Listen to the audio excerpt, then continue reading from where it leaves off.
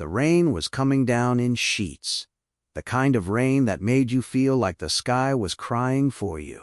Claire sat in her car, gripping the steering wheel so tight her knuckles turned white. She'd been parked outside the house for 10 minutes, but she couldn't bring herself to go in. Not yet.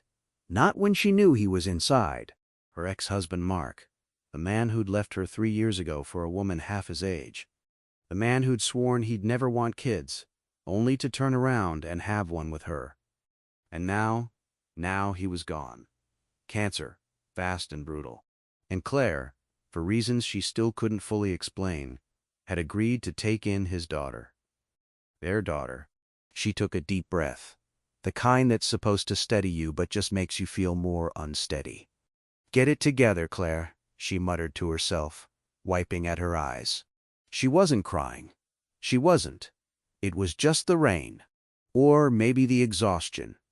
Or maybe the fact that she was about to walk into a house full of memories she'd spent years trying to forget. The front door opened before she could even knock. Standing there was a little girl, no more than 5, with wild curls and a pair of glasses that were too big for her face. She looked like Mark. Too much like Mark. Claire felt her chest tighten. "Are you Claire?" the girl asked, tilting her head like she was studying a particularly interesting bug. "Yeah," Claire said, forcing a smile.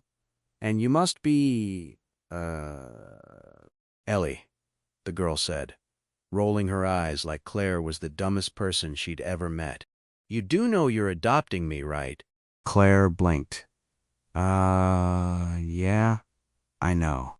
Ellie shrugged. "Just checking. Dad said you were forgetful." Claire's smile faltered. Of course Mark had said that. He'd always teased her about her scatterbrain, even though she was the one who'd kept their lives together while he chased his latest big idea. She bit back a retort and followed Ellie inside. The house was different, smaller than she remembered, messier. There were toys everywhere, and a faint smell of burnt popcorn in the air. Claire's eyes landed on a photo on the wall. Mark, Ellie, and her. The new wife, the replacement. Claire looked away quickly, but not fast enough to miss the way Ellie's face fell. "She left," Ellie said quietly, following Claire's gaze. "After Dad got sick. She said she couldn't handle it." Claire's heart sank. She didn't know what to say. What could you say to a kid who'd lost both parents in one way or another? "I'm sorry," she finally managed, though it felt woefully inadequate. Ellie shrugged again, but this time it wasn't casual. It was defensive. "Whatever.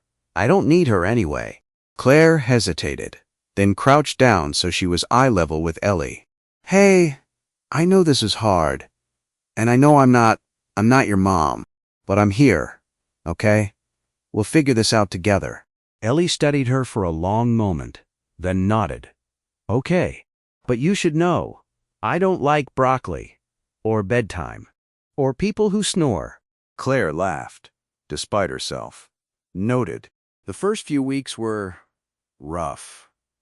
Ellie was stubborn and sarcastic, and Claire was out of practice when it came to parenting. There were meltdowns over mismatched socks, arguments about bedtime, and one particularly memorable incident involving a hamster and a tube of glitter glue. But there were also moments, small, quiet moments, when Claire saw glimpses of the little girl beneath the bravado. Like when Ellie curled up next to her on the couch to watch cartoons, or when she proudly showed a drawing she'd made at school. It was during one of those moments that Ellie dropped the bombshell. "I think my mom's coming back," she said casually, like she was commenting on the weather. Claire froze, the spoon she'd been using to scoop ice cream hovering midair. "What?" Ellie shrugged. "She called last night, said she missed me and wanted to see me." Claire's mind raced. She'd known this might happen, but she hadn't expected it so soon. "What did you say?" "I hung up," Ellie said, matter-of-factly.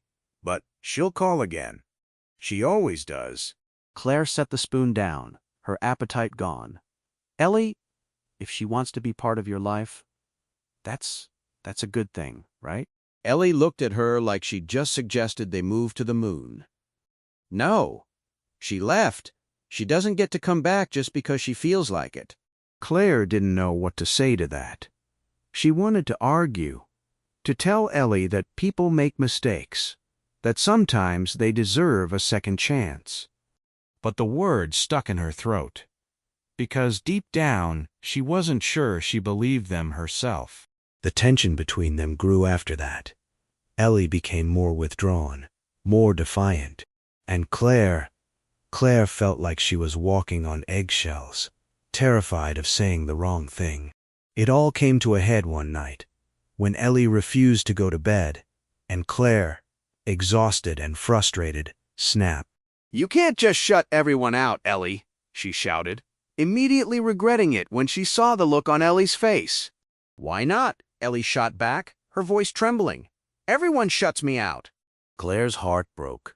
She knelt down, pulling Ellie into a hug, even as the little girl tried to squirm away. "I'm not going anywhere," she whispered. "I promise." Ellie went still, then buried her face in Claire's shoulder. "You promise?" "I promise." Things didn't magically get better after that, but they did get easier. Ellie started opening up more, and Claire stopped trying so hard to be perfect. They found a rhythm, a way of being together that felt right. And when Ellie's mom did call again, Claire was there to help her navigate the complicated emotions that came with it. It wasn't the life Claire had planned, but as she sat on the couch one night, watching Ellie laugh at some silly cartoon, she realized it was the life she'd been meant to have all along. And for the first time in a long time, she felt happy.